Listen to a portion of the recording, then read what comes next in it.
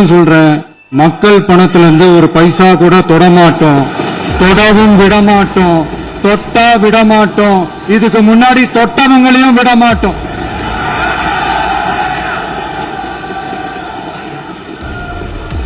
ஒவ்வொரு ஊழலா வெளியில வரும் போலயே ஒவ்வொரு வேஷமா கலைஞ்சிரும் போலவே இங்க இருக்கிற நிறைய பேரு நடுங்கி போய் இதுல நம்ம மேல அவதூறு வேற. இப்ப புதுசா ஒரு வெப்பன் ஒண்ணு கொண்டு வந்திருக்காங்க. அது என்ன தெரியுமா? அவங்க தயவால தான் நம்ம ஆட்சி நடக்குதான். மக்கள் தயவால இந்த ஆட்சி நடந்துகிட்டு இருக்கு. மனசாட்சி உள்ள சக்திகளோட ஆதரவால இந்த ஆட்சி நடந்துகிட்டு இருக்கு.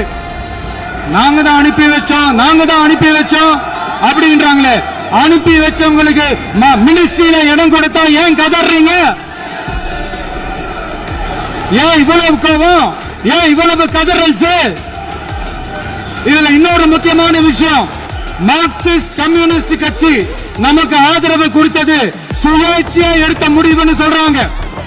அதே மாதிரி இந்திய கம்யூனிஸ்ட் கட்சி நமக்கு ஆதரவு கொடுத்தது சுயேட்சையா எடுத்த முடிவுன்னு சொல்றாங்க.